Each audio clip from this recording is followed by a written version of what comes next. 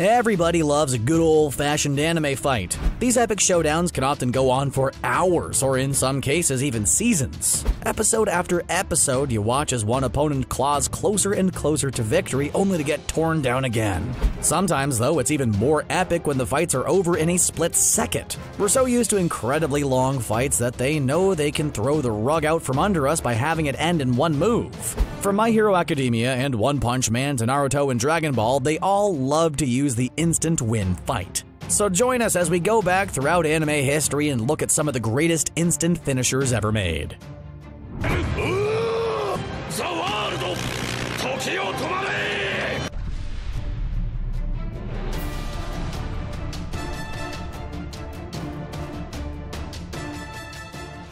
My Hero Academia has produced some of the most lovable anime heroes we've seen in a while. Characters like Midoriya and All Might easily rank alongside all-stars like Naruto and Goku.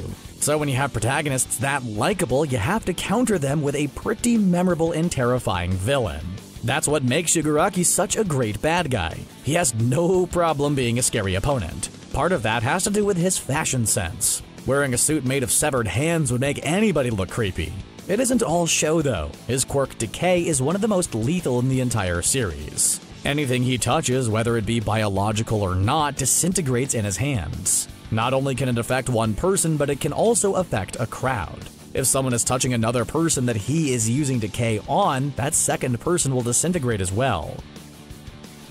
If you love big swords, great action sequences, and protagonists with serious anger issues, Bleach is probably your favorite anime. The story about a society of Grim Reaper samurai called Shinigami is full of cool powers and epic showdowns. These warriors carry swords called Zanpakuto that each contain different powers that they can unlock. One of the most deadly is Suzenbachi. This sword's special ability is essentially an instant fatality. All its user Suifang has to do is hit the same location twice, and the victim dies. In a show that features a lot of overdramatic Zanpakuto abilities, this one is surprisingly simple. Not everybody can turn their sword into razor-sharp rose petals like Byakuya, apparently. He does have a flair for the dramatic. Full Metal Alchemist Brotherhood is the anime you watch if you want to go through every possible emotion on the spectrum. It tells the epic story of Alchemist brothers Edward and Alphonse Elric as they try to save both their bodies and the world. The show features some truly amazing world building and magic systems. The alchemy process is the deconstructing of physical structure and reconstructing it as something new. While most of the time alchemists use this to create weapons out of inanimate materials, not all are so honorable. Much of the show revolves around philosopher's stones. They eventually discover that creating one requires deconstructing a human soul. Well, quite a few human souls, actually. The villains of the story started a war just to have enough souls to create them. While their physical bodies are destroyed, it seems as though their souls are forever trapped inside. That's not a disturbing thought at all. If you aren't an anime fan and you have anime fan friends, chances are they're constantly bothering you to watch JoJo's Bizarre Adventure. The series combines vampires, Egypt, and a lot of aptly named bizarre adventures into a sprawling epic. It's full of cool powers and an intricate mythology that builds on generations of different JoJos. So there are these things called stands that are physical manifestations of life energy wielded by stand users. One of the deadliest stands out there is the Killer Queen. Using bomb transmutation, Kira's stand can charge anything animate or inanimate and make it into a bomb. Then it can detonate it at will. So, needless to say, some people get exploded. That appears to be a theme in anime. Anime is filled with overpowered main characters. It's such a common trope that one show decided to make an overpowered character struggle the entire plot. One Punch Man Saitama is so unbelievably powerful that after one hit, his enemy's done. This is extremely sad for Saitama, seeing as he has long dreamt of having epic superhero adventures. There's nothing fun about being a superhero if the adventure's done just as quickly as it started. While Saitama has several minor moves that can simply incapacitate an enemy, some of his punches make enemies explode in grand fashion. Maybe one day Saitama will finally meet his match, but until then, we'll enjoy watching him effortlessly pummel his enemies with no effort. There are lots of powerful characters in the Dragon Ball universe. Pretty much every one of these characters are terrified of Beerus. You don't get to be a god of destruction unless you're really good at destroying. Beerus has the Hakai ability. This allows him to destroy pretty much anything without any effort at all. And destroy doesn't mean that the victim is dead, by the way. They cease to exist entirely. This means that their soul does not get sent to the afterlife. Whatever they were is just gone forever. The ultimate use of this power was when Beerus interrupted Goku's fight with Zamasu. He used Takai on the saga's villain and erased him from existence. When Frieza heard legends of Saiyans becoming both Super Saiyans and Super Saiyan gods, he decided to stomp out the problem. In much the same way a normal person would wipe out an anthill, Frieza obliterated the entire race of Saiyans. Using his supernova attack, Frieza creates a ball of energy so large that it engulfs the entire Saiyan army and destroys their planet. If that wasn't disturbing enough for you, he looks down on the spectacle as if it's a fireworks show. He probably treats the anniversary of destroying Planet Vegeta as a holiday, like the 4th of July. Each year, he blows up a planet full of people while the national anthem of the Frieza Force plays in the background. Playing card games where often your very soul is at risk is a lot easier when you have an instant win strategy. And that's why Yugi keeps Exodia in his deck. Once you pull all 5 Exodia cards and summon the ancient Egyptian monster, the game's essentially over. So they waited to reveal this epic monster until pretty late in the series, right? It would only be natural for this crazy combo to come into play later in the game when they need to up the stakes. Oh, wait, no, they introduced it in the first episode. Man, poor Kaiba designed a multi-million-dollar holographic monster simulator just to get beaten by one monster. He probably still has nightmares about Exodia. If you want to take someone off of this mortal coil, pretty much the most efficient way to do so is summon a literal Grim Reaper. That is, unless you happen to be a Grim Reaper. Sarutobi-sensei tries to use this jutsu to take out his former student Orochimaru. Essentially, the Reaper, or Shinigami, sucks the soul out of the body of the victim. Depending on the strength of the summoner, this move is pretty much an instant finish. That being said, it does come with a hefty price. Sarutobi lacked the strength to fully finish Orochimaru. Instead, he just made the ninja's arms worthless. When fully performed, both the summoner and the victim's souls are consumed by the Shinigami. It's a dangerous technique, but as far as Hail Marys go, not a bad one. Death Note follows the student Light Yagami finding a notebook left by a god called Ryuk. In this universe, he's known as a Shinigami. These beings control the passing of life itself by writing a person's name in their Death Note. Light finds this extremely dangerous artifact and realizes instantly that such a thing is way too dangerous for anyone to ever use. Like a good boy, he puts the book away and leads a happy, normal life as a Japanese teenager. Yeah, just kidding. He becomes a serial killer within a week. Light decides that he will make the world a better place by taking out the bad people. This, of course, grabs the attention of the police, and they hire a special investigator known as L. By refusing to show his real name or face, Light finds himself in a total stalemate with his Death Note. This leads to one of the most entertaining cat and mouse games in anime history. If you like fun anime that are easy to watch and end on a happy note, then don't watch Neon Genesis Evangelion.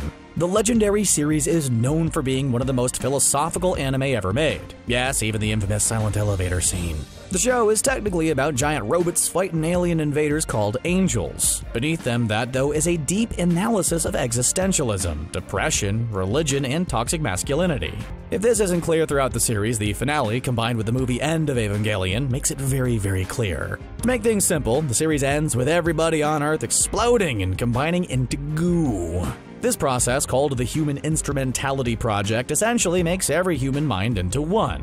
While some viewed this as a favorable outcome, it seems as though the process itself was more horrifying than anybody thought.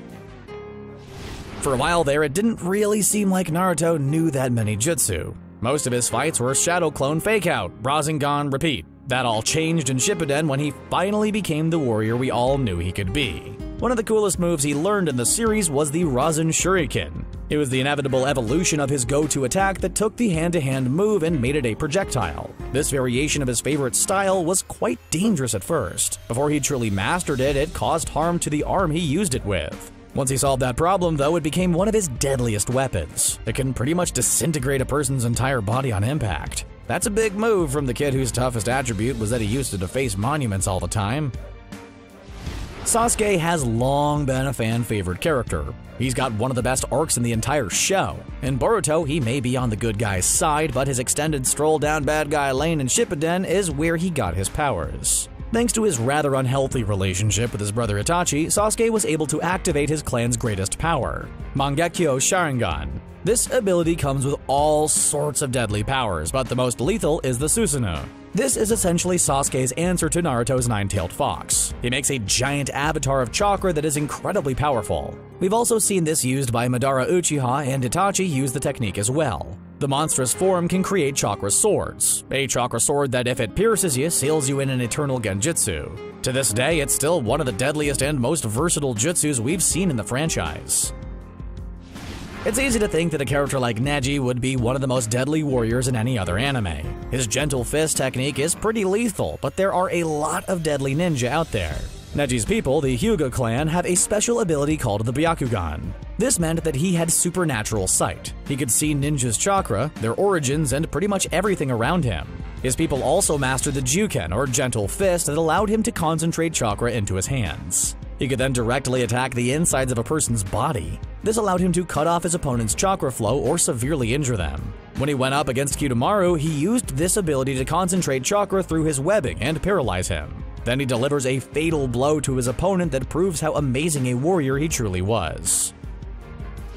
For a good bit of the Yu-Gi-Oh anime, our characters were obsessed with the Egyptian god cards and the mythos behind them. So things got pretty real when Yugi summoned the third god card, the Winged Dragon of Ra, in the final duel.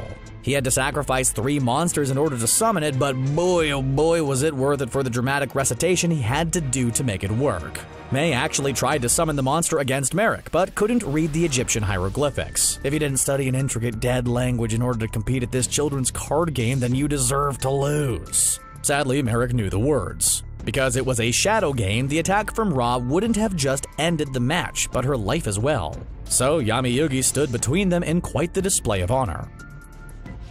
One Piece has a lot of awesome characters in the 300 seasons it's been on. Okay, that might be a slight exaggeration. Characters like Nami, Sanji, and Usopp are all iconic, but Zorro may be the coolest on the crew.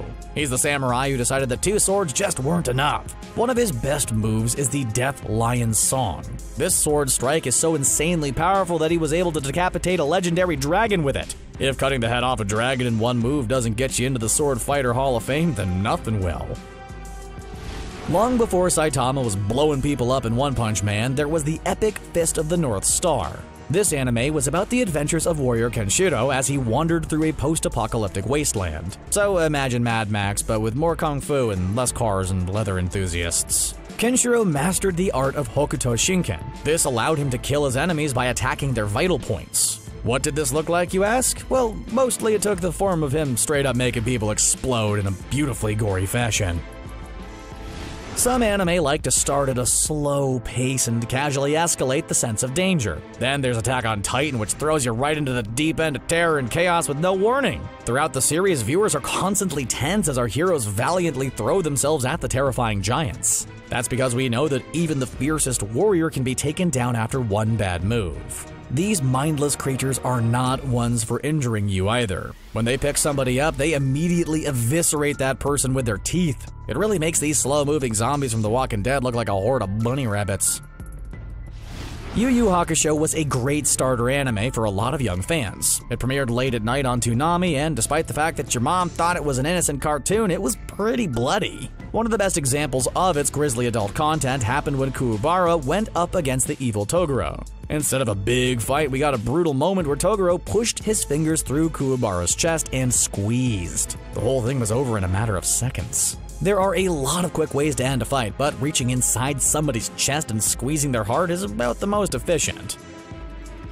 Psychopass has a pretty fascinating premise. It follows a group of police officers who hunt people with violent psychological tendencies. Their weapons are linked to the Symbol system, which scans people's minds and identifies if they have a potentially violent mind. The weapons have several different settings depending on who they are going up against. They're called Dominators and can be used for lethal and non-lethal attacks. The safer setting, dubbed Non-Lethal Paralyzer, acts a lot like the stun setting on a phaser from Star Trek. It'll stop you in your tracks, but it won't do lasting damage. The secondary setting, Lethal Eliminator, sends whatever person it comes up against right to the grave. Your psychological scan has to be pretty bad for the gun to even be able to access this setting. And if that isn't powerful enough, it has a third option that's primarily used against even more powerful opponents. Destroy Decomposer fires antimatter blasts with incredible output. Basically, you don't want to come up against an officer of the Public Safety Bureau. That's unless you have happy thoughts. And there you have it, all the most brutal instant finishers in anime history. Frieza wasn't the most brutal, but he definitely enjoyed it the most. Were there any grisly ones that we missed? Let us know in the comments, and don't forget to like and subscribe for more from CBR.